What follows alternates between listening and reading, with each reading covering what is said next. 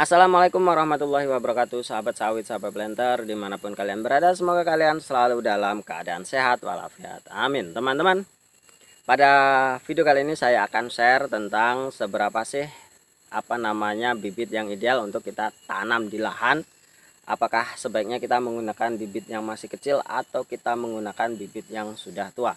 Tentunya dua pertimbangan tadi akan ada negatif dan positifnya.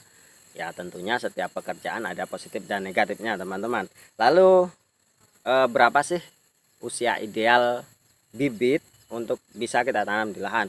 Kalau menurut saya ya sekitar usia 1 tahun lah, kira-kira seperti, kurang lebihnya 1 tahun, ya lebih dikit 1 tahun 1 bulan, 1 tahun 2 bulan itu bisa ditoleransi. Intinya seperti ini, teman-teman. Kalau bisa kita menanam bibit itu sebelum akar itu memang benar-benar menembus di polybag. Karena apa? Ketika akar sawit itu sudah benar-benar menembus ke tanah polybag dan saat kita mencabutnya itu pasti akan terjadi kerusakan pada tanah, pada akarnya ya. Tentunya akar-akarnya itu akan putus dan itu mengakibatkan efek yang lumayan lama, efek stres yang lumayan lama untuk bibit kelapa sawit kita. Itu pengalaman saya dulu ketika saya menanam bibit yang sudah lumayan tua ya, sekitar 15 bulan waktu itu. Ketika saya ngambilnya itu memang benar-benar ditarik dan putus semua. Itu efek stresnya itu hampir 6 bulan, teman-teman. Dan efek stresnya itu apa? Ya tentunya daun-daunnya itu akan mati semua terlebih dahulu, baru nanti setelah akar itu benar-benar pulih baru akan timbul timbul daun yang baru seperti itu.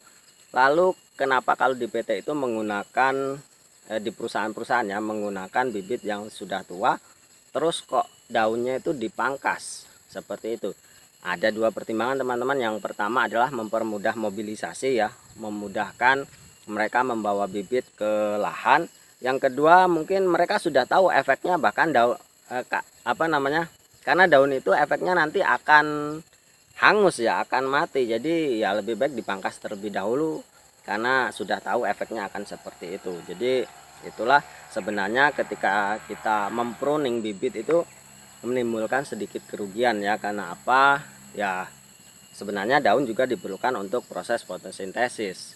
Namun ketika kita sudah tahu bibit itu bakal stres, ya sudah pruning saja daun-daun yang sudah tua seperti itu. Lalu ketika kita menanam dengan bibit yang masih kecil, apakah ada efeknya juga, teman-teman? Ya tentunya setiap kegiatan tuh ada efek negatif dan efek positifnya. Memang baik menanam bibit yang masih kecil karena tidak akan terjadi stres ya, karena memang akar itu tidak terputus. Bahkan ketika kita menanam bibit yang masih usia 6 bulan, 7 bulan seperti itu, yang memang akarnya belum tembus ke bawah, itu mungkin setelah dia mendapatkan lahan yang baru pasti pertumbuhannya akan lebih cepat. Namun teman-teman, yang perlu kita perhatikan adalah masalah hama di sini. Dengan bibit yang masih kecil tentunya sang pengerat, tikus, bahkan landak atau bahkan neneknya tikus yaitu babi akan lebih mudah mencabutnya, teman-teman.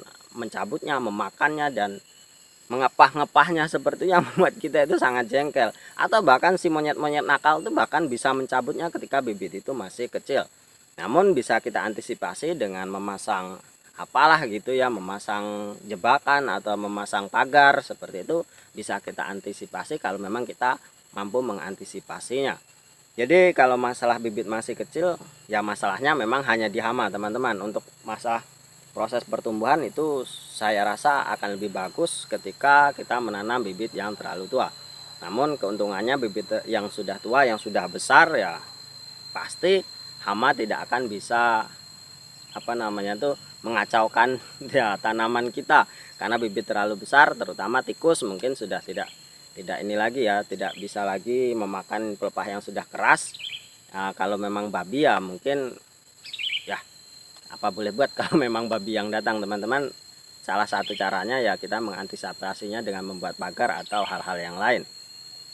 Nah itulah teman-teman, kalau saya sarankan usahakan tanaman itu ditanam sekitar umur 1 tahunan ya, ketika memang akar itu belum tembus dan pokok sawit itu memang sudah besar. Dan tentunya hanya itu teman-teman. Terima kasih atas atensinya. Semoga bisa menjadi pertimbangan dan manfaat ya, lebih baik kalau saran saya lebih baik supaya kita itu benar-benar tahu bibit itu apa namanya berapa tahun, dan kita siap kapanpun menanamnya ya kita menyemai sendiri biar kita lebih tahu. Kalau kita memang beli sama orang lain tentunya ya kita mendapatkan bibit yang ada di sana seperti itu. Mungkin hanya itu teman-teman. Terima kasih atas atensinya. Wassalamualaikum warahmatullahi wabarakatuh.